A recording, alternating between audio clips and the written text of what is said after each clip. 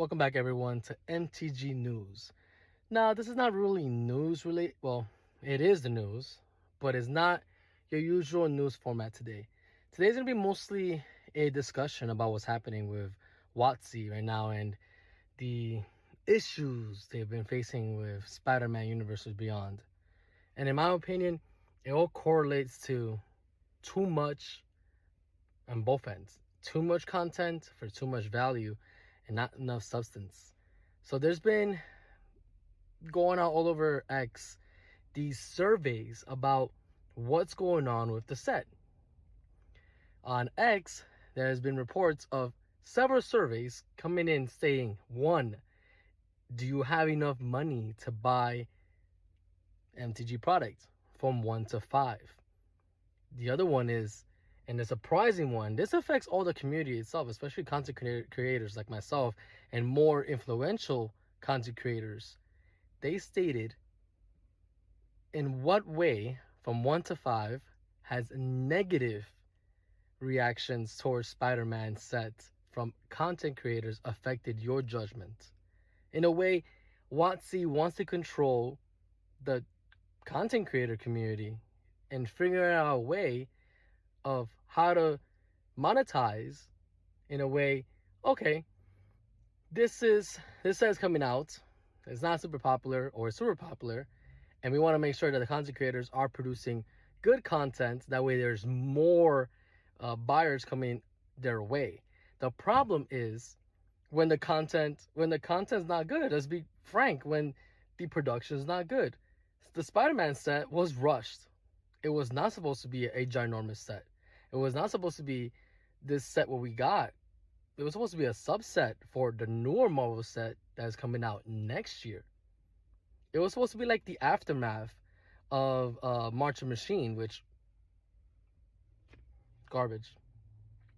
So they're having a big problem.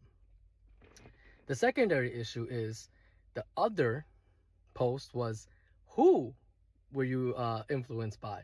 And that's where an issue with speech, ideology, and your own processes of opinion comes in. Because what if you are a big content creator and your mindset of the content that's coming out by WotC isn't good? And what if you are part of the partnership with WotC and you say, hey, this set was lackluster, now they could take you off the program?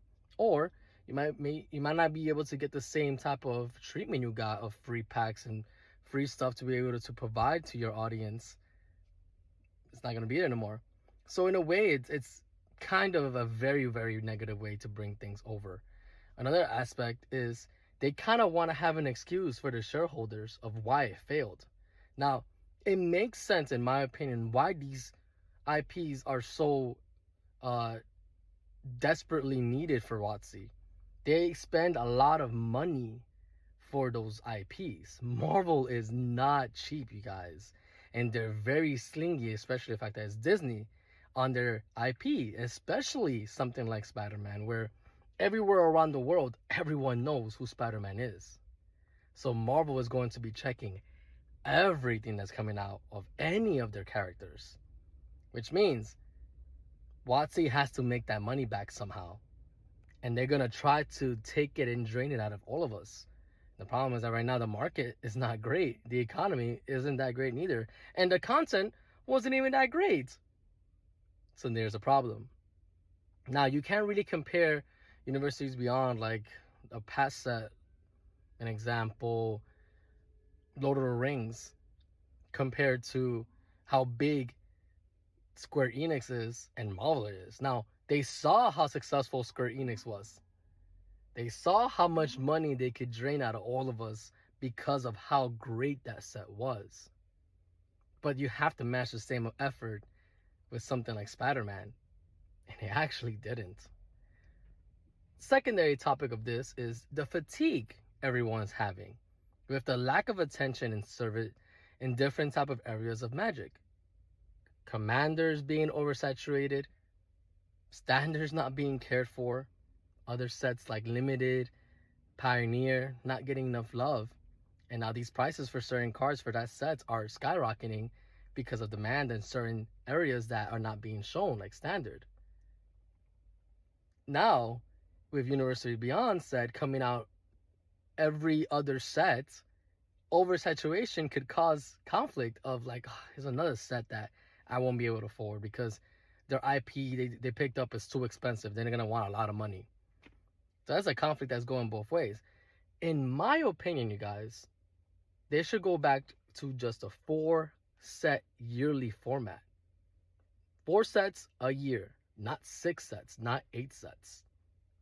And if they want to do Universes Beyond, fine. Do 1 a year. 1 a year is fine. Can you imagine, you guys? 3 sets of within universe. Let's say next year we'll go Lorwyn, right? So we have Lorwyn, then Fraction of Reality, and then Strixhaven, right? And then you add Marvel at the end. Or Star Trek.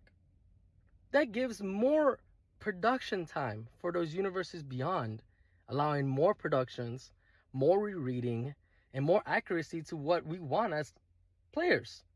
And then we still have the identity of Magic and continuing the stories that we all fell in love with and the reason why we play the game. Now, I love Universes Beyond. I'm a huge fan for it.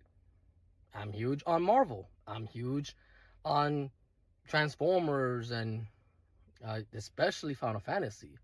But I still would want to see more story of our favorite commanders, which are Planeswalkers, and the story within Magic, like bringing back a baddie like Nicholas Bolas.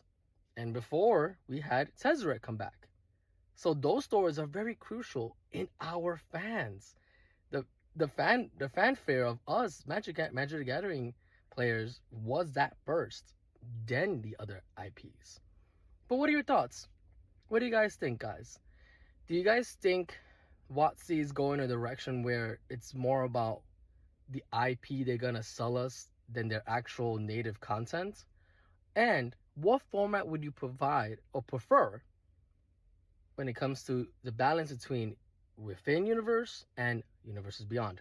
Now, if you say remove Universes Beyond, that's not gonna happen. It's not. Magic is growing rapidly because of that. You can't deny it. More players are playing Magic the Gathering than ever before because of outside IPs. Sad but true. Now, I hope that as these IPs continue to come through, that they can have a good balance to show the newer players the beauty of the universe within.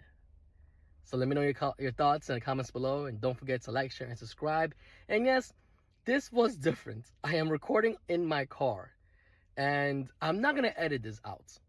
It's going to be as raw as it is. So if you like it, let me know in the comments. Don't forget to like, share, subscribe. Again, check out the last videos, guys. Check out the this or that. Check out the news segment about the market of Magic the Gathering, bear to bull. I really would appreciate you guys. And like always, like, share, subscribe for more Magic the Gathering fun.